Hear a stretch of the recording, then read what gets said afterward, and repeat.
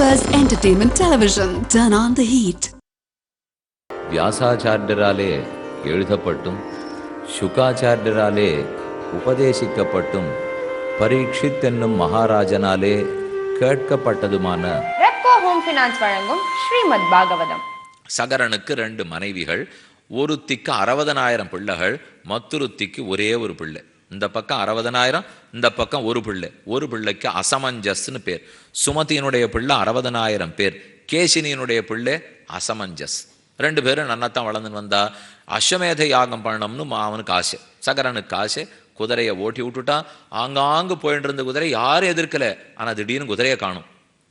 சரி, 60,000 பிள்ளைகளையும் போய் நீங்கள் போய் தேடின்னு வாங்க, வந்தால் தான் அஸ்வமேத யாகம் முடியும். அவள் தேடுறதுக்காக போனால் கீழே போகிறா, பாத்தாளமெல்லாம் தேடுறா. அவர்களால் வெட்டப்பட்டது, தோண்டப்பட்டபடியாலே சகரனுடைய பிள்ளைகளால் தோண்டி தோண்டி நிறைஞ்சு சொல்லியோ சாகரம்னு சமுத்திரத்துக்கு பேர் வந்தது. சமுத்திரத்தை ஏன் சாகரம்ங்கிறோம்? அவள் தோண்டி தோண்டி ஜலம் வந்து நிறைஞ்சது. கீழோகம் வரைக்கும் போனால் கபிலாச்சாரியர் அங்கே அமர்ந்து கொண்டு தியானத்தில் இருந்தார். கண்மூடி தியானம் பண்ணிட்டு இருக்கார். பக்கத்திலே இவாள் காணா போன குதிரை அங்கே இருந்தது. பார்த்து விசாரிச்சிருக்கணும் இல்லையோ? பார்த்த உடனே கபிலர் தான் குதிரையை திருடின்னு வந்துட்டார். யார் திருடுவான்னு ஒரு வியவஸ்தை வேண்டாமா? கபிலர் தான் குதிரையை திருடின்னு வந்திருக்காரு. முட்டாள்தனமாக நினச்சிருந்தான். அவனை வெட்டு கொல்லு அப்படின்னு கத்தியை தூக்கின்னு போனால் கோவம் வந்தவருக்கு. கண்ணை திறந்து பார்த்தால் மொத்த பேரும் சாம்பல். 60,000 பேரும் பெரிய சாம்பல் குப்பலா வந்து விழுந்துட்டான். எது நடந்ததுன்னே மேலே இருக்கிறவாளுக்கு தெரியல. அவர் ராஜா பார்த்து அசமஞ்சஸுக்கிட்ட சொன்னார். நாம் சாதாரணமாக அசமஞ்சஸ்ன்னு சொல்லுவோம். இப்போ யாரானு கொஞ்சம் அசட்டுத்தனமாக ஏதானு பண்ணிட்டே இருக்கான், எதுக்கு அசமஞ்சசமாட்டம் பண்ணுறேங்கிற மொழியோ. இவன் நிஜமாவே அசடு அப்படி தான் இருந்திருக்கான். அவன் கீழே வந்து பார்த்தா ஒன்றும் கிடைக்கிறதா தெரியல. அசமஞ்சசனுடைய காலம் முடிஞ்சு போச்சு. யாரையும் கண்டுபிடிக்கல, தெரிஞ்சுக்க முடியல. அடுத்த அம்சுமான் பிறந்தான். ஒன்றும் நடக்கலை. அம்சுமான் பிள்ளை திலீபன் பிறந்தான். அந்த திலீபன் ஓரளவுக்கு போய் கண்டுபிடிச்சின்னு வந்தான். கீழேயே இவர்கள் போய் இன்னார் இடத்துல அது இருக்குன்னு தெரிஞ்சுட்டு பிரார்த்திச்சுட்டா. கபிலர் முதல்ல அனுமதிக்கல, அதுக்கப்புறம் குதிரையை மட்டும் அனுப்பிச்சுட்டார். ஆனால் இந்த 60,000 பேரை ரட்சிக்கணத்துக்கு எனக்கு இப்போ வழி இல்லை. ஒரே வழி, ஆகாசத்தில் ஓடின்னு இருக்கிற தேவ கங்கா, அந்த கங்கை கீழே வந்து அது பட்டுதுன்னா தான் இவர்களுக்கு சாப விமோச்சனம் ஏற்படும் என்று சொல்ல, இனிமேல் அதுக்கு பிரயத்தனமான மூல்யம். ஒவ்வொரு பிள்ளையா தூண்டி விடுறான். அம்சுமான் பிரயத்தனம் பண்ண முடியல. அதுக்கப்புறம் அவன் பிள்ளை அம்சுமான் திலீபன் பிரயத்தனம் பண்ணினா நடக்கலை. அவனுடைய குமாரன் தான் பகீரதன். பகீரதன் அமர்ந்து கடுந்தவசு புரிந்த இடம்தான் இன்னைக்கு இருக்கிற ரிஷிகேஷ், ஹரித்வார்னு சொல்கிறோம் இல்லையோ? அந்த இடத்துல பகீரதன் அமர்ந்து கொண்டு ஆகாசத்திலிருந்து கங்கா மாதா இறங்கணும்னு பிரார்த்திக்கிறார். யஹ அசமஞ்சச இத்யுக்தா ச கேஷின்யா நிருபாத்மஜா தஸ்ய புத்திரஹ அம்சுமான் நாம பிதா மககிதே ரதஹ அனந்த சௌதாசோ மிருகயாம் கிஞ்சித் சரன் ரக்ஷோ ஜகானஹ முமோச்ச பிராதரம் சோத கதஹ பிரச்சிகீர்ஷயா ச சிந்தயன்னகம் ராஜ்ஞः சுதுரூபதரோ கிரகே குரவே போக்து காமாய பக்த்வா நின்னே நராமிஷம். சரி, இனி கடைசியாக நாம் பிரதம் பண்ணி நீண்ட தபஸுனாலே ஆகாசத்திலிருந்து கங்கை வரவழைப்போம். கங்கை வர்றதுக்கு தயாராயிட்டா. ஆனால் அப்போ தான் அவ சொன்னா ஒரு விதி, நான் இறங்கி வந்துடுவேன், ஆனால் என் வேகத்தை பூமியில் இருக்கிற யாராலையும் தாங்கிறதுக்கு முடியாது, அதுக்கு வழி பண்ணு. பகீரதன் ஓட்டமாக போய் ருத்ரனை குறித்து தபஸ் பண்ணினார். அவள் இறங்குற வேகத்தை நீர் தான் கொஞ்சம் தடுத்து நிறுத்தி தாங்கிண்டாகணும். சரின்னு அவரும் ஒத்துனுட்டார். பகீரதன் பிரார்த்தனைக்கு ரொம்ப வேகம். வந்த வேகத்தில் தன் சடைமுடியை அவிழ்த்தார். அவளை தன் தலையில தாங்கி கிழவிடணும் இல்லையோ? அந்த இடத்துக்கு பிந்து சரஸ்ன்னு பேர். இப்போவும் ஹிமாச்சலத்தில் அந்த இடம் இருக்கு. அப்படியே பளிங்காட்டம் இருக்கும், ஸ்படிக கல்லாட்டம் ஒரு கல். அதில் நிற்கிறது கூட நமக்கு தோணாது, அவ்வளவு ஆச்சரியமான கல். அங்கே தான் ருத்ரன் நின்றுட்டு இருந்தார். அவர் தலையில வந்து விழுந்தது. அவருக்கு கோபம் வந்துருச்சு. ஒரு பெண் கங்கை எவ்வளவு அடக்கமாக இறங்கி வந்திருக்கணும், இவ சவால் விட்டு கொண்டு இத்தனை வேகமாக இறங்கலாலே அவ்வளவா உனக்குன்னுட்டு அவர் தலையில வாங்கினவர் சட்டன்னு வெளியில விடாமல் சடமுடிய முடிஞ்சுட்டார். இவர் பார்த்தார், ஏற்கனவே பகீரதன் நான் இவ்வளவு கஷ்டப்பட்டு இவரை இறக்கின்னு வந்தா, கடைசியில் பூமிக்கு வந்து இவர் தலையில இருக்கிறதுக்கா ருத்ரனை குறித்து தபஸ் பண்ணார். சரி நீ சொல்றதுக்காக விடுறேன். ஒரே ஒரு முடியை மட்டும் அவிழ்த்தார். அவர் மொத்தத்தையும் அவிழ்க்கல, ஒரு பக்கத்தை மட்டும் அவிழ்த்தவொடனே அதிலிருந்து கங்கை கீழே விழுந்தாள். ஹே பகீரதா, உன் தேரை முன்னால் ஓட்டு. நீ எந்த வேகத்தில் ஓடுகிறாயோ அந்த வேகத்தில் உன்னை தொடர்ந்து வருவேன். கிழக்கு நோக்கி ஓடினா இங்கே இருந்து பிந்து சரஸ்லேருந்து அங்கே விழுந்த இடத்துலேருந்து கீழ் நோக்கி வந்து விஷ்ணு பிரயாக, தேவப்பிரயாக, கர்ணப்பிரயாக, ருத்ரப்பிரயாக எல்லா பிரயாக தேர்ந்து ஹரித்வாரத்துக்கு கீழே வந்து அங்கிருந்து உத்தரப்பிரதேசத்தினுடைய கிழக்கு நோக்கி ஓடி பெரிய பெரிய சங்கமங்கள் கான்பூருக்கு பக்கத்தில் இடங்கள்லாம் இருக்குது. லக்னோ தாண்டி ஆகணும். இப்போ லக்ஷ்மணபுரி தான் லக்னோ. அங்கிருந்து தாண்டி அலகாபாத் தீர்த்தம் தாண்டி திரிவேணி சங்கமத்தை தாண்டி கிழக்கு நதிக்கரையில் போய் கடல்ல கங்காசாகர்னு அந்த இடத்துக்கு பேர். அந்த இடத்துல போய் கடற்கறாளோ இல்லையோ, வேகமாக இவன் தேர் ஓடின்னு இருக்கு. வழியில் ஜன்னுன்னு ஒரு மகரிஷி, அந்த மகரிஷியினுடைய ஆசிரமம் இருந்தது. இவ வந்த வேகத்தில் ஆசிரமத்தை அழித்தாள். அவருக்கு கோபம் வந்துடுத்து. மொத்த தீர்த்தத்தையும் எடுத்து குடிச்சு தன் வயத்தில் அடக்கிட்டார். ஓ, இவன் போயிடுத்து தேர். போய் திரும்பி பார்த்தா கங்கையை காணும். இவன் வரேன்னு சொன்னாலே என்ன ஆச்சுன்னு திரும்பி வந்தா ஜன்னு மகரிஷி குடிச்சிட்டார். அவர்கிட்ட காலை விழுந்து பிரார்த்தித்தான். நான் ரொம்ப சிரமப்பட்டு கூட்டின்னு வந்திருக்கேன், இன்னும் கொஞ்சம் தூரம் தான் இருக்கு, போனாத்தான் என் மூதாதையர்களுக்கு சாப விமோசனம் கிடைக்கும். சரின்னு அவர் தங்காது வழியை விட போய் ஜான்ஹவிங்கிற பேர் வந்தது அவளுக்கு. கங்கா நிம்னகானாம் யதா கங்கா காம் புவம் கதா இது கங்கா. கங்கான்னு ஏன் பேர் வந்ததுனால் காம் புவங்கதா, காம்ங்கிறதுக்கு பூமின்னு அர்த்தம். புவங்கதா, ஆகாசத்திலிருந்து பூமியை நோக்கி இறங்கி வந்தாளோ இல்லையோ, அதனால கங்கா. அதே மாதிரி ஜான்ஹவின்னு பேரு, ஜன்னு மகர்ஷியின் இடத்திலேருந்து பிறந்தாளோ இல்லையோ, அதனால ஜான்ஹவி. பாகீரதின்னு பேர், பகீரதன் அழைச்சின்னு வந்தாரோ இல்லையோ, அதனால பாகீரதின்னு பேரு. கங்கா, காயத்ரி, கீதா, கோவிந்த, 4 க. கீதா, கோவிந்த, காயத்ரி, கங்கா, சதுர்கார சயுக்தே புனர்ஜன்மன வித்யதே. இந்த 4 கா ஒத்தனுக்கு இருந்ததுன்னா மறுபடியும் பிறக்கவே தேவையில்லைங்கிறா. கோவிந்த நாமத்தை சொல்லு, கங்கையில தீர்த்தமாடு, நன்னா காயத்ரி மந்திரத்தை உபதேசி, நன்னா சொல்லிக்கோ, கீதையை விடாத பாராயணம் பண்ணு. இந்த 4ஐயும் பண்ணிட்டு இருந்தேன்னா ஏன் திரும்ப பிறக்க போகிறோம்? அந்த அளவுக்கு எவ்வளோ சுகமான வழி சொல்லியிருக்கா பாருங்க. இதுக்கு என்ன காசா பணமா செலவு? இப்போ கங்கையில் தீர்த்தம் ஆட மாட்டோமா? இல்லை சாமி, என்னால் அவ்வளோ தூரம்லாம் போக முடியாது, நமக்கு அவ்வளோ காசு பண வசதியும் கிடையாது, சரீர வசதியும் கிடையாது, எங்கோ இருக்கேன்னால் வாண்டானுட்டார் பெரியாழ்வார்.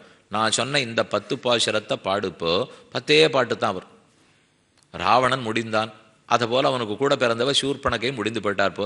தங்கையை தலையும் தமையனை தலையும் தங்கையை மூக்கும் தமையனை தலையும் தடிந்தவன் தாசரதி போய் எங்கும் தன் புகழாவிருக்கும் எம் புருடோத்தமன் இருக்கை. தேவப்பிரயாக்காக 10 பாசுரங்கள். 4ஆம் பத்து 7ஆம் திருமொழி.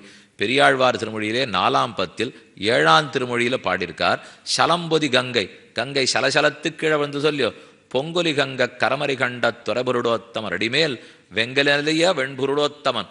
அந்த புருஷோத்தம பெருமானுடைய திருவடிக்காக கலியெல்லாம் நலியும்படிக்கு நான் 10 பாசுரம் பாடினேன். இந்த 10 நீங்கள் எல்லாரும் மனசில் வச்சுன்னு நன்னா சொன்னீங்கன்னா உங்கள் வீட்டில் சலசலான்னு இப்போ சத்தம் கேட்கறது பாருங்கன்னு அவர். எங்கோ இருக்கிறது கங்கை.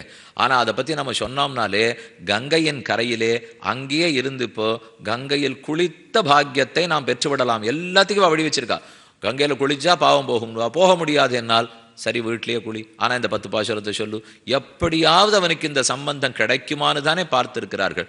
பகீரத பிரயத்தனத்தாலே கங்காதேவி கீழே வந்தாள்னு சரித்திரம் பார்த்தோம். அத்தோடு அதை முடித்தார். அதுக்கப்புறம் ரொம்ப ஆச்சரியமான ஸ்ரீ ராமச்சந்திரனுடைய சரித்திரம் தெரிவிக்கிறார். இப்போ கங்காவதரணம் பார்த்துட்டோம். ராமனுடைய சரித்திரத்தை ரொம்ப சுருக்கமாக சொல்லிட்டார். நமக்கு மணி ஆயிடுத்துன்னு அவருக்கு தெரியும், அதனால எவ்வளவு சுருக்கம் பாரும். இத்தனை நாள் எல்லாத்தையும் பெருசா சொல்லணும் வந்தாரோ இல்லையோ. தஸ்யானுச்சரிதம் ராஜன்னு ரிஷிபிஸ் தத்துவதரிசிபிகி ஸ்ருதம் ஹி வர்ணிதம் பூரி துவயா சீதாபதேர் முகுகு. உனக்கு ராஜன்னு பரீட்சித்தே நிறைய ராமாயணம் கேட்டுக்கணும்னா நமக்காக பேருதவி பிறந்திருக்கார், வால்மீகி பாடி வச்சிருக்கார், அதை கேட்டுக்கும். அப்போ நீர் சொல்ல போகிறது இல்லையாண்ணா? அதான் இருக்கே. அதனால நான் இன்னொரு தரம் சொல்ல தேவையில்லை. இப்போ அப்போ என்னதான் ராமன் பண்ணினார்னா சுருக்கமாக சொல்லுகிறேன், கேட்டுக்கொள். ரெப்கோ ஹோம் ஃபைனான்ஸ் வழங்கும் ஸ்ரீமத் பாகவதம். இடைவேளைக்கு பிறகு ரெப்கோல மனசுக்கும் தேவைக்கும் ஏத்த மாதிரி லோன் ஆப்ஷன்ஸ் இருக்கு. ரொம்ப ஃப்ரெண்ட்லியான சர்வீஸ், உடனே லோனும் கிடைக்கும். Repco home finance. ரெப்கோ, உங்களின் தேவைக்கும் உன்னத சேவைக்கும்.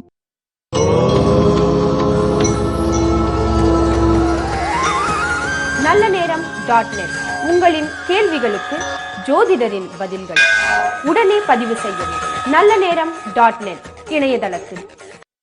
Power micro whitener bonanza offer. இப்பொழுது பவர் மைக்ரோ வைட்னர் 1/2 கிலோ வாங்கினால் 1 நேச்சர் பவர் சோப்பும், 1 கிலோ வாங்கினால் 2 நேச்சர் பவர் சோப்பும் இலவசம். இந்த வாரம் பா இசை நிகழ்ச்சியில நாம சந்திக்க போற மியூசிஷியன் விட்டல விட்டல கோவிந்த விட்டல விட்டல கோபால. மகாராஷ்டிரிய அபங் ரத்னா மும்பை திரு கணேஷ்குமார் அவர்கள். விட்டல விட்டல கோபால. உங்கள் பெப்பர்ஸ் டிவியில் பா இசை நிகழ்ச்சி நாளை மாலை 5 மணிக்கு. Don't miss it. Vitthala Vitthala Gopala. Hi, peppers டிவியின் கலக்கல் கேம்பஸ். Good name? சங்கீதா. கரண்டி தோசை சுடுறீங்களா இப்படியே தேடிட்டு இருக்கீங்க. தண்ணி சிந்த கூடாது. அது பெப்பர் ஸ்டீவன் கலக்கல் கேம்பஸ் நாளை மாலை 6 மணிக்கு. Don't miss it. Repco home finance வழங்கும் ஸ்ரீமத் பாகவதம் தொடர்கிறது. யோ லோகவீர சமிதௌ தனுரைஷ முக்ரன் சீதா ஸ்வயம்பர கிருஹே த்ரிஷதோபநீதம் ஆதாய பால கஜலீல இவேஷ்டு யஷ்டிம் சஞ்சீகிருதம் நிருபவிகிருஷ்ய பவஞ்ச மத்தியே சீதாபிதாம் ஸ்ரீயமுரஸ்யபிலப்தமானாம். ரொம்ப நாள் 60,000 ஆண்டுகள் தசரதன் ராஜ்ய பரிபாலனம் பண்ணினார். புத்திர பேரு கிட்டவில்லை. ரிஷ்யசிருங்கரை கூட்டி கொண்டு வந்து புத்திரகாமேட்டி யாகம் பண்ணினார். பாயசம் வந்தது. 3 பத்னிகளுக்கு பிரித்து கொடுத்தார். 4 குழந்தைகள் பெற்றிருந்தனர். ராம, லக்ஷ்மண, பரத, சத்ருகனர்கள். 12 ஆண்டு வசிஷ்டாச்சார இடத்துல குருகுலவாசம் பண்ணார். அதுக்கப்புறம் விஸ்வாமித்திரர் வந்தார். 2 குழந்தைகளை அழைச்சின்னு போனார். போனவர் சீதைக்காக வில்ல முறிக்க சொன்னார். ராமன் வில்லை முறித்தான். தத் பபஞ்ச தனுர்பத்யே. வில்லு முறிஞ்ச உடனே சீதையை கல்யாணம் பண்ணி கொடுக்குறேன் ஜனகர் வந்தார். மறுத்துட்டான் ராமன். தகப்பனார் சொன்னாத்தான் கல்யாணம். ஊரே திரண்டு வந்தது. இருவருக்கும் கல்யாணம் நடந்தது. வில்லிருத்து மெல்லியல் தோள் தோய்ந்தா என்னும் வெக்காவில் துயிலமர்ந்த வேந்தே என்னும் இன்னும் திருநெடுந்தாண்டகத்தில் பாசுரம். திரும்ப வந்தா 12 வருஷம் சௌக்கியமா இருந்தா. 25 வயசாச்சு. ராமனுக்கு பட்டாபிஷேகம் பண்ணலான்னு தசரதன் ஆசைப்பட்டார். அதனால பௌரஜனங்கள்லாம் சம்மதிச்சா. கைகேயிக்கு மட்டும் பிடிக்கல. 14 வருஷம் காட்டுக்கு போனோம். பரதனுக்கு பட்டம் கொடுத்துட்டான் தசரதன். ராமனும் காட்டுக்கு ஏகினான். இங்கே 1 வருஷம், அங்கே 1.5 வருஷம், இங்கே 2.5 வருஷம், 10.5 வருஷம் அங்கே கழிச்சா. ஆசிரம மண்டலத்திலேயே போச்சு. ஆக மொத்தத்தில் 13 வருஷம் முடிஞ்சது. இன்னொரு ஒரே வருஷம்தான். பஞ்சவட்டி நாசிக்கு பக்கத்தில் பர்ணசாலை கட்டின்னு இருந்தா. தந்தேசம் ராட்சசி காச்சித்து ஆஜகாம எதிர்ச்சையா. என்னமோ தெரியல சூர்பணகேன்னு ஒருத்தி அந்த இடத்துக்கு வந்து சேர்ந்தா. ராமா ஒன்ன கல்யாணம் பண்ணிக்கணும்னா முடியாதுன்னா. லக்ஷ்மணனை கல்யாணம் முடியாதுன்னுட்டான். சீதையை கொல்லுவோம்னு போக ராமன் கஞ்சாட காட்ட லக்ஷ்மணன் கத்திய உருவினான். காது மூக்கை அறுத்தான். அது காண பொறுக்காமல் கரதூஷணாதிகளத்தே சொன்னாள். 14,000 ராட்சசர்களையும் ராமன் ஒரு முகூர்த்த காலத்தில் அழித்தான். அது கண்டு பொறுக்காத ராவணன் கபட சந்நியாசி ரூபத்தில் வந்து சீதையை கவர்ந்து போய் அசோகவனத்தில் சிறவைத்தான். லங்கையே அதிர்ந்து போகும்படிக்கு ராமன் வானர சைன்யத்தோடே வந்தான். சண்டையிட்டு முடித்தான். சரைஸ்து சங்குலாங்கிருத்வா லங்காம்புர பலார்த்தனா மாம் நயேத்ததி காக்குத்ஸ்தா தத்தஸ்ய சதிருஷம் பவேத். சீதையை சிரமிட்டு கொண்டு திரும்ப போய் ஆண்டான்னு சரித்திரம். இந்த சரித்திரத்தை சுருக்கமாக சொன்னார். மேலும் விளக்க வேண்டும் என்னால் அந்த புத்தகத்தை பார்த்து கொள்கான்னுட்டார். நம்மள அந்த மாதிரி படிச்சுட்டே போறச்சே இதில் சுருக்கமாக இருந்ததுன்னா மேலே போய் தட்டினா உள்ளே போய் இன்னொரு இடத்துல காட்டுறது பாருங்க. அதே போல தான் அவர் முதல் பக்கத்தை மட்டும் ஒரு சொல்லிட்டார். மேலே பக்கமெல்லாம் வேணும்னா உள்ளே போய் வால்மீகி இடத்தை பார்த்துக்கொள். அந்த சரித்திரம் முற்று பெற்றது. அடுத்து ராமச்சந்திரன் சீதாதேவி கல்யாணமாச்சுன்னு சொன்னாரோ இல்லையோ. அப்போ சீதை யாருன்னு கேள்வி வந்தது. அந்த சரித்திரம் சுருக்கமாக சொல்றார். இக்ஷ்வாக்கு வம்சத்திலேயே நிமின்னு ஒரு மகாராஜன் இருந்தான். அவனுக்கு ரொம்ப நாளா புத்திர பாக்கியம் இல்லை. அதனால வசிஷ்டாச்சாரியரை பிரார்த்திக்கிறான். நீர் வந்து புத்திரகாமேஷ்டி யாகம் பண்ணணும். அவர் நான் இந்திரனுக்கு ஒரு யாகம் பண்ணி கொடுக்கறதா ஒத்துருக்கேன். சட்டுன்னு முடிச்சுட்டு 500 வருஷத்துல வந்துடுறேன்னார். 2 ஒத்தே போலையே. இவர் என்ன சட்டுன்னு முடிச்சுட்டுங்கிறார், 500 வருஷம்ங்கிறார். சரி நீர் பண்ணும், நான் மற்ற ரிஷிகளை வச்சு பண்ணிக்கிறேன். அவன் பண்ணிட்டான். அது முடிந்த சமயத்துக்கு வசிஷ்டர் வந்தார். அவருக்கு ஒரே கோபம். என்னை கேட்டுட்டு எப்படி புறத்தையார வச்சு பண்ணுவே, நீ தேகமே இல்லாமல் போவான்னு சபித்தார். விதேகன் அவனுக்கு பேர். அப்பதான் விதேகன் ஆச்சு. தேகமற்று விழுந்துட்டான். அவனுக்கு ரொம்ப வருத்தம். வசிஷ்டர் போல இருக்கிறவாளை இப்படி கோவிச்சிருந்தாள்னா அப்புறம் நாமெல்லாம் சாமானியால் என்னன்னு பேச. இனிமே இந்த லோகத்துல நம்ம பிறவியே எடுக்கக்கூடாதுன்னு முடிவு பண்ணிட்டான். இவனுக்கு பண்ணி வச்ச ரிஷிகள் இருக்காளோ இல்லையோ, அவா விடலை. உனக்கு வேணும்னா இப்போ தேகம் கொடுக்குறோன்னா ஒன்றும் வேண்டாம், போர் 2 பேர்ட்டையும் நான் பட்டுட்டேன். எந்த தேகம் எடுக்கிறது அல்ல, ஒரு பிரார்த்தனை மட்டும். எல்லா மனுஷர்களுடைய கண்ணிமைக்குள்ள நான் இருக்கணும். சரி இரு ஒத்துக்கொள்ள. சிறு உறவிலே ஒவ்வொருத்தருடைய கண்ணிமைக்குள்ள இருக்கவே இது இமைக்கிற நேரத்துக்கு நிமிஷம்னு பேர். நாம சொல்ற 60 வினாடி நிமிஷம் இல்லை, அது ஆங்கில நிமிஷம். அப்படி என் சொல்லிருக்கிறப்ப பழைய புராணப்படி பார்த்தா கண்ணு சிமிட்டுறம் பாருங்க, அந்த இமைக்கிற நேரத்துக்கு நிமிஷம். அந்த பேர் இந்த நிமிக்கிட்டே தான் வந்தது. அவன் பேர் நிமி, இங்கே தான் அவர் இருக்கார். அதனால இந்த இமைக்கிற நேரத்தை நிமிஷம்னு சொல்லிட்டு இருக்கார். அந்த நிமியனுடைய வம்சத்துல தான் விதேகராஜன் பிறந்தான். நிமியனுடைய உடம்பு கீழே கிடக்கிறது. அந்த உடம்பை கடையறா. கடைஞ்சதுனால ஒரு மன்னவன் பிறக்கிறான். மந்தனம் பண்ணினதுனால அவன் பிறந்தானோ இல்லையோ, அந்த தேசத்துக்கே மிथिलाன்னு பேர் ஆயிடுச்சு. நேபாள தேசத்துக்கு மிथिलाன்னு பேர். கடைகிற போது பிறந்தபடியால் மிथिला. அதே மாதிரி தேகம் இல்லாம கீழ் விழுந்துட்டபடியால் விதேகன். விதேக ராஜ்யத்துல சீத்தை பிறந்தாளோ இல்லையோ வைதேகி. மிथिला ராஜ்யத்துல பிறந்ததுனால மைथिली.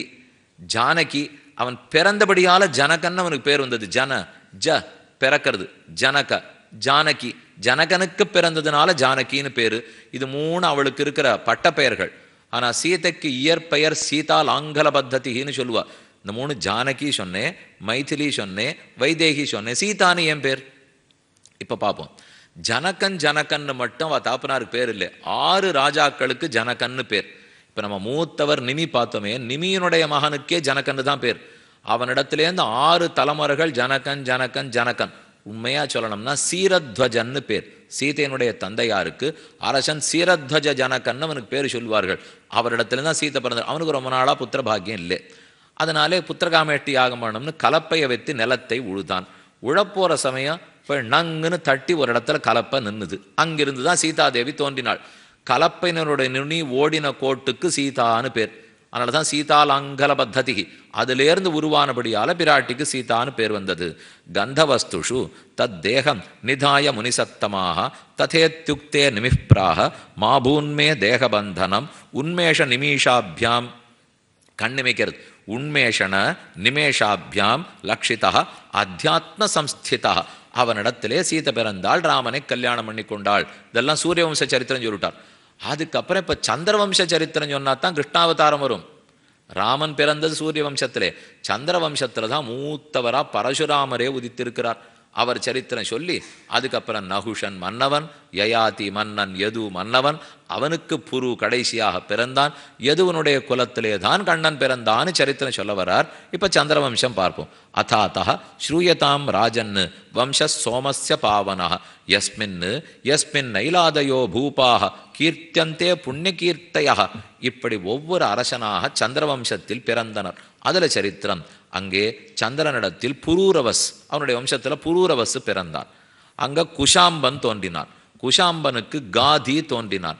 காதிக்கும் ஒரு பெண்ணுக்கும் கல்யாணம் ஆயிடுச்சு. இவ எல்லாருமே இப்போ பிறந்திருக்கிறது புரூரவனிடத்துல க்ஷத்ரியன். காதிக்கு மனைவி. காதிக்கு ஒரு பெண்ணு பிறக்கிறா, அவளுக்கு சத்தியவதின்னு பேர். அந்த பெண்ணை ரிச்சிகருங்கிற ஒரு ரிஷி கல்யாணம் பண்ணி கொடுக்குறா. அவர் பிராமணர். கதையை கொஞ்சம் நல்லா உன்னிப்பா கேட்டுங்க. பொண்ணும் சத்தியவதி, அவர் ரிச்சிகருக்கு கல்யாணம் பண்ணி கொடுத்தா. 2 பேரும் சுகமாக கொடுத்தனம் பண்ணிட்டு இருக்கா. ஆனா இந்த பெண்ணோட அம்மா காதியினுடைய மனைவி, அவளுக்கு இன்னும் பிள்ளை குழந்தை இல்லையா. இந்த ஒரு பெண்ணு குழந்தை தான் இருந்திருக்கா. கல்யாணமே பண்ணி கொடுத்தாச்சு. ஆனா நமக்கு ஒரு புத்திரன் பிறக்கலையேன்னு அவளுக்கு விபரீத வருத்தம். அதனால என்ன பண்ணா, பொண்ணு வீட்டுக்கா வந்திருக்கா. ஆசிரமத்தில் ரிஷிகரோட இருந்தாலும் இல்லையோ, அப்போ சொல்றா, போய் உனக்கு நல்ல குழந்தை பெற்றுக்கோ. அதே சமயத்திலே தான் ஒரு நல்ல ரிஷிக்கும் ஒரு புரோடாசம், அவர் ஒரு பாயசம் பண்ணி கொடுத்தாருன்னா வாங்கிக்கோ, நல்ல குழந்தை பிறக்கட்டும். எனக்கு ஒன்று வாங்கி கொடு, எனக்கும் ஒரு பிள்ளை குழந்தை பிறக்கணும்னு ஆசையா இருக்கு. இப்போ நீ போய் உன் பர்த்தாவன் இடத்துல கேட்டுனா போய் கேட்டா. சரி கேட்குறாளேங்கிறதுக்காக ரிஷிகர் 2 சருவு பண்ணி கொடுத்தார். இந்த சருவை நீ சாப்பிடு, அந்த சருவை உன் தாயார் இடத்துல கொடு. ஏன்னா நீ பிராமண பிள்ளை பெறணும், அவ க்ஷத்ரிய பிள்ளை பெறணும். அதுக்கு தகுந்த அதெல்லாம் அவர் பேசலை. இந்த சரு உனக்கு, அந்த சரு அவருக்குன்னு பிரித்து கொடுத்துட்டார். 2ஐயும் இவ பெருமாள் சன்னதியில் வச்சிருந்தா. அப்ப தாயார் யோசிக்கிறா, இவளை பெத்தவோ இந்த பொண்ணை பெத்தவோ யோசிக்கிறா, என்னதான் இருந்தாலும் நம்ம மாப்பிள்ளை அவர் மனைவிக்குத்தானே நல்ல சொரு பண்ணி வச்சிருப்பார், நமக்கு சுமாராத்தானே பண்ணியிருப்பார். அதனால நம்ம எப்படியானு தெரியாம மாற்றி சாப்பிட்டுடுவோன்னு எடுத்து சாப்பிட்டுட்டா. அங்க தப்பா போச்சு. அவர் ஒண்ணுமே சொல்லலை. அவர் சொன்னது இதை நீ சாப்பிடு, இது உங்க அம்மாவுக்கு கொடுன்னுட்டு மாற்றி 2 பேரும் சாப்பிட்டுட்டா. கர்ப்பம் மெதுவாக வளர்றது. ஒரு நாள் ரிஷிகர் தன் மனைவியின் வயிற்றை பார்க்கிறார். கர்ப்பத்தை பார்த்துட்டு, இது ரொம்ப ரௌத்ரம் கோபத்தோட இருக்கிறாப்புல இருக்கே கர்ப்பம், பெண்ணே என்ன நடந்ததுன்னு கேட்டார். எனக்கு ஒண்ணுமே தெரியாதேன்னு அவள் தன் யோக திருஷ்டியால பார்த்து, இதைத்தான் உன் தாயார் பண்ணியிருக்கா, தப்பா போச்சு. உனக்கு பிறக்க போற பிள்ளை பெரிய க்ஷத்ரிய ரோஷத்தோடே பிறப்பான், அவனுக்கு இருக்கிற கோபத்தோட பிறப்பான்னா அவ திருவடியில் விழுந்தா. இது என்னால முடியவே முடியாது, சிறந்த சாந்தனான பிராமணன் பிறக்கணும், தடுத்து நிறுத்தினாள். அதெல்லாம் நிறுத்த முடியாது, நடந்தது தான், தள்ளி வேணா போடுறேன், தள்ளிட முடியாது, தள்ளி போடுறேன் அப்படின்னா இந்த குழந்தை பிறக்கிறது பிராமண குழந்தையா இருந்துரும், சாந்தமா இருந்துருவார். ஆனா இவருக்கு யார் மகன் பிறக்க போகிறானோ அந்த ரௌத்ரம் கோபம் அவரிடத்துல இருக்கத்தான் போறது அப்படின்னு ரிஷிகர் சொல்லிட்டார். குழந்தை பிறந்தாச்சு. ஜமதக்னி முனிவர் அவதரித்தார். அந்த குழந்தை நல்ல சத்தா இருந்து சிறந்த பிராமண ரிஷியாக வளர்ந்து தான் தபஸில் ஈடுபட்டிருந்தார். அடுத்தது ஜமதக்னிக்கும் ரேணுகாதேவிக்கும் கல்யாணம் ஆச்சு. அவர்களுக்கு பரசுராமர் பிறந்து விட்டார். பரசுராமர் தான் நீண்ட கோபம். பிறப்பால் பிராமணராக இருந்தாலும் வளர்ப்பால் க்ஷத்திரியனாகவே அவர் வாழ்ந்துட்டாரோ இல்லையோ. இந்த குழப்பம் அங்கே நடந்ததா? இதே மாதிரி உங்க இப்போ எல்லார் பூர்வமும் இப்போ தூக்கிண்டே இருக்கு. இப்போ என்ன உங்ககிட்டே இருக்கு. அப்போ அவ சாப்பிட்டது என்னாச்சு? என்ன தாயார் சாப்பிட்டாளோ இல்லையோ, இத்த எடுத்து அவ சாப்பிட்டுருக்காள். என்ன அவ பெத்தா காதி சுதன்னு விஸ்வாமித்திரருக்கு திருநாம். காதிக்கும் அவருடைய பத்னிக்கும் விஸ்வாமித்திரர் பிறந்தால் பிறப்பால் அவர் க்ஷத்திரியர் தான். ஆனா அவர் ஆசைப்பட்டது பிரம்ம ரிஷி பட்டத்தையோ இல்லையோ, ஏன்னா தாம் பிராமணன் ஆகணும்னு விரும்பினார். கடைசியா வசிஷ்டரிடத்திலே ரிஷிப்பட்டம் பெற்றார். இதுதான் அவ ரெண்டு பேருக்கும் சரித்திரம். அந்த ஜமதக்னியினிடத்தே கார்த்தவீர்யார்ஜுனன் அபச்சார பட்டத்திற்காக பரசுராமருக்கு நீண்ட கோபம் ஏற்பட்டு, கோக்குல மன்னரை மூவடுகால் ஒருகூர் மழுவால் போக்கிய தேவனை போற்றும் புனிதன்னு ராமானுஜன் உத்தந்தாதி பாசுரம் 21 தலைமுறைகளுக்கு க்ஷத்திரியர்களே இல்லாமல் அழித்து முடித்தார். வடிவாய் மழுவேந்தி உலகமாண்டுன்னு திருமங்கியாழ்வார் சாதிக்கிறார். அப்ப பரசுவை கையில் பிடித்த பரசுராமர் 21 தலைமுறை அழித்தார். ராமனையே சந்தித்தார். பித்தனாய் முன்னாடி ராமச்சரித்தம் பார்த்துட்டோம். பரசுராமரும் ராமரும் எப்ப சந்திக்கிறா? பரசுராமரும் பகவத் அவதாரம், ராமனும் பகவத் அவதாரம். ஆனா முதல் நாள் சொன்னதான் ஞாபகம், இவர் முக்கிய அவதாரம், அவர் கவுனாவதாரம். அதனாலதான் ரெண்டு பேரும் சந்திச்சிருந்தாலும் ஒருத்தருக்கு ஒருத்தர் ஜெயிக்க முடியாது. இப்ப வாமனாவதாரமும் நிருசிம்மாவதாரமும் சந்திச்சுக்கவும் மாட்டா, ஜெயிக்கவும் முடியாது. பலராமனும் கண்ணனும் சந்திச்சுக்கிறா. ஏன்னா ஒருத்தர் முக்கிய அவதாரம், ஒருத்தர் அமுக்கிய அவதாரம். அதனால தான் சந்திச்சுக்க முடியறது, அதனால தான் தோக்க முடியறது, ஜெயிக்க முடியறது. பரசுராமரை ராமன் கர்வபங்கம் ஏற்படுத்தினான். சீதா கல்யாணம் முடிஞ்சு திரும்பி வரச்சே அப்ப இவர் எதிர்த்து வந்தார். இது என்ன முறிஞ்சவில்லை முடிச்சு நீ பேர் வாங்க பார்க்குற, என் கையில முறியாத விஷ்ணு சாபம் இருக்குவார், முறிக்க முடியுமானால் வாங்கினார். பரசுராமருக்கு கர்வபங்கம் ஏற்பட்டது. அத்தோட கேரளத்தில் தபஸ் பண்ண புரிய போந்தான்னு சரித்திரம் முடிஞ்சது.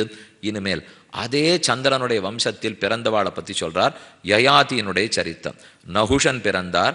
யதிர் யயாதிகி சம்யாதிர் ஆயாதிகி வியதி கிருதி ஷடிமே நகுஷஸ்யான் நிந்திரியாணீவ தேகினா ராஜ்யம் நைச்சது யதி பித்ரா தத்தம் தத் பரிணாமவித் யத்ர பிரவிஷ்ட புருஷ ஆத்மானம் நாவபுத்தியதே. வரிசா ஒவ்வொரு பிள்ளையா பிறந்து யயாதிக்கு மூத்த பிள்ளை யது, கடைசி பிள்ளை புரு. யயாதி ரொம்ப நாள் காமசுகத்தை இளமை இன்பத்தை அனுபவித்தார். ஆனால் என்ன நாள் அனுபவிச்சாலும் அது போரும்னு நிறுத்தினா தான் நிற்கும். அதை நல்லா அனுபவித்து முடிச்சுட்டு திருப்திப்படுத்திட்டு போகலான்னா அது போகவே போகாது. இதைத்தான் பூய கிருஷ்ணவத்மேவான்னுட்டு ஒரு 2 விறகு கட்டையை போட்டு எரிய விட்டுருந்தான். அது திகுன்னு எரிஞ்சுட்டு இருக்கு. நெருப்பை குறைக்கணும். மொத்தம் சொன்னால் என்ன பண்ணலான்னா, இன்னும் 4 விறகை போடும். அதை நன்னா எரிஞ்சு முடிச்சு திருப்தி ஆகிட்ட உடனே நின்றுடும்னா நிற்குமா? மறுபடியும் பிடிச்சுன்னு எரியும். அப்போ விறகுல இருக்கிற அக்னியை இருக்கணும்னா ஜலத்தை தெளிக்கணும், இல்லை கட்டையை பிடிச்சி இழுக்கணும். இழுத்தா தானே நெருப்பு போகும். நூத்தர் சொன்னார், கொண்டு கொட்டு போடும்னார். அவன் நெய்யை கொண்டு கொட்டினான். ஜலத்தை கொண்டு கொட்டினா நெருப்பணையோ, இவர் மேற்கொண்டு நெய்யை கொடுத்து கொட்டினா பிடிச்சே நெறியாது. அப்போ அதனால காம சுகத்தை கொழிக்க வேணுமானால் கண்ணன் கீதையில சாதிக்கிறார், காம ஏஷா குரோத ஏஷா ரஜோகுண சமுத்பவ மகாசனஹா மகாபாப்மா வித்தி ஏனமிக வைரிணம். ஒரு பக்கம் காமம், ஒரு பக்கம் குரோதம், ரெண்டும் மகாசனஹா. எத்தவனா சாப்பிடுமா. குருத்தோஹன்யாத்து குருனபின்னு சொல்றா. கோபம் வந்தவன் குருவை கொல்லுவதற்கு கூட தயங்க மாட்டான். அவ்வளவு தூரம் இந்த காமமும் கோபமும் படுத்தும். இப்போ யஜுரூபா கர்மா வந்தது பாருங்க, அன்னைக்கு பண்ண முடியும். காமோ கார்ஷீத்து மன்யுர கார்ஷீத்து நமோ நம. காமம் மன்னித்து கோமம் மன்னித்து நாம் பண்ணல, காமம் மன்னித்து கோமம் மன்னித்து. இதுதான் அந்த தப்பம். காமம் மன்னித்து கோமம் மன்னித்து என்ன கேட்காதே கடவுளே, அதுதான் மன்னித்து. அவர் கேட்குறார், அது யார்கிட்ட இருந்தது? உங்ககிட்டயா வேற யார்ட்டுமா? காமமும் கோபமும் உங்ககிட்ட தான் இருந்திருக்கு, நீ தான் எல்லா பாடுபடுத்திருக்க. ஆனால் 1000 தடவை ஜபம் மட்டும் காமோ கார்ஷீத்து மன்யுர கார்ஷீத்து இது மந்திர ஜபம் அஷ்டோத்தர சஹசிர சங்கையா அத்திய கரிஷ்யே அப்படின்னு சொல்லுண்டுவோர். அத்திய கரிஷ்யே எதுக்குன்னு சம்பத்சர பிராயசித்தார்த்தம். சம்பத்சரம் வருஷம் முழுக்க காமோகார்ஷி ஜபம் பண்ணியிருக்கணும், விட்டு போச்சு, அவசரத்தில் பண்ணாத போயிட்டேன், அதுக்காக சம்பத்சர பிராயசித்தம் வச்சுட்டு இருக்கேன். ஒரு சுவாமி பண்ணிட்டு இருந்தார். அவர் முடிச்சா தானே பால் சாப்பிடலாம், ஏதானு சாப்பிடலாம். அவருக்கு 5:30 மணிக்கு சாப்பிடணும். ஆனால் இந்த ஜபம் முடியறதுக்கு அன்றைக்கி 7:30 ஆகும், 7:45 ஆகும். பத்னி இடத்துல சொல்லி வச்சுருந்தார், 7:25 கொண்டு வச்சுடணும். அதை நான் முடிக்கிற சமயத்துக்கு அதை பார்த்துட்டே தான் சாப்பிடுவேன் அப்படின்னு சொல்லி வச்சுருந்தார். அன்றைக்கி பார்த்து பால்காரர் வரல, 8 ஆச்சு. இவருக்கு வந்தது கோபம். ஜபம் முடித்தார், ஹோன்னு வெடிச்சார். பத்னி சம்ஸ்கிருதம் தெரிஞ்சவோ. இத்தனை நாள் காமோ காரிஷித்து மன்யுர காரிஷித்து காமம் மன்னித்து கோமம் மன்னித்துன்னு சொல்லிவிட்டு இப்போ ஏன் எங்கிட்ட கோவிச்சுக்கிறீர்? கோபம் கூடாது என்னால். அடுத்த வருஷம் ஜபம் பிராயசித்தம் பண்ணுறதுக்கு இப்போலேருந்து கோவத்தை சேர்த்தா தானே உண்டுன்னுட்டார். நான் அடுத்த வருஷம் மறுபடியும் இதே ஜபம் பண்ணித்தான் ஆகணும். அதனால தான் இப்போலேருந்தே வெடிக்கிறதுக்கு ஆரம்பிச்சிருக்கேன். இந்த நிலையில் தான் நம்முடைய காமமும் குரோதமும் ரஜோகுண சமுத்பவா. நம்ம இடத்துல இருக்கிற ரஜோகுணத்தினுடைய 2 பிள்ளைகள் தான் இவைகள். இவைகளை அழிக்க ரஜச தொலைத்தால் தான் இவை அழியும். ஆனால் யயாதி அந்தோ தெரியாமல் தன்னுடைய ஒவ்வொரு பிள்ளையினிடத்துலையா போய் உன்னுடைய இளமையை எனக்கு கொடு, நான் இன்னும் கொஞ்சம் நாழி அனுபவிச்சுட்டு தரேன்னு சொன்னான். மூத்த பிள்ளை மறுத்துட்டான். அது எப்படி எனக்கு இளமை வேணும், உனக்கு தரமாட்டேன். அடுத்தவன் மறுத்தான், அடுத்தவன் மறுத்தான், அடுத்தவன் மறுத்தான். மறுத்த யாருக்கும் பட்டாபிஷேகம் கிடையாதுன்னு விட்டார் ராஜா. கடைசி பிள்ளை புரு மன்னவன் மட்டும் எப்படியும் தந்தை கொடுத்த சரீரம், அவர் கொடுத்த இளமை, அவருக்கு இல்லாத நமக்கு எதற்கு கொடுத்தான், அவனுக்கு தான் பட்டாபிஷேகம் நடந்தது. அந்த புருவனுடைய வம்சத்தில் பிறந்தவர் தான் துஷ்யந்தன், அங்கு பிறந்தவர் தான் பரதன், அங்குதான் சந்தனு, அங்குதான் விசித்திர வீரியன், அங்குதான் எல்லாருமே கடைசியா பாண்டவர்கள் வரைக்கும் அவர்களிடத்துல பிறந்தவாதான். அதெல்லாம் பட்டாபிஷேகம் இருக்கும் குலம். ஆனா எதுவனுடைய குலம் அப்பவே பட்டாபிஷேகத்தை இழந்துடுத்தோல்லையோ, இல்லே நானே. அந்த எது குலத்தில் தான் கண்ணன் பெருமான் அவதரிக்கிறார், யாதவன்கிற திருநாமத்தோடு. ஏன் அவருக்கு அந்த பேர் வந்தது, ஏன் எது குலத்தை தேர்ந்தெடுத்தார்னார், இது எப்படியுமே பட்டாபிஷேகத்தை இழந்த குலம், அதை நாம் தூக்கி பிடிக்க வேணுங்கிறதுக்காகத்தான். வம்சத்தை தூக்கி பிடிக்கிறதுக்காக கோபாலாவதாரம், பூமியை தூக்கி விடுவதற்காக வராகாவதாரம். ரெண்டுத்துக்கு சம்பந்தம் இருக்கு. வராக பெருமான் பிரளய சமுத்திரத்தில் கீழே பூமி பொழுத்து உத்தரணம் பண்ணி விட்டார். கண்ணன் பண்ணினது நீண்ட தன்னுடைய குலமே கீழே படுத்து அத்தை தூக்கி விட்டார். இதே சந்திர வம்சத்தில் அந்த யயு மகாராஜா, அவனுடைய வம்சத்தில் 2 ராஜாக்கள் பிறக்கிறார். ஒருத்தனுக்கு குக்குரன்னு பேர், இன்னொருத்தனுக்கு பஜமானன்னு பேர். இதைத்தான் இப்போ நீங்கள் நன்னா கேட்டுக்கணும். இதை கூர்ந்து கேட்டுண்டா தான் கிருஷ்ணாவதாரம் எப்படி நடந்ததுன்னு தெரிஞ்சுக்க முடியும்.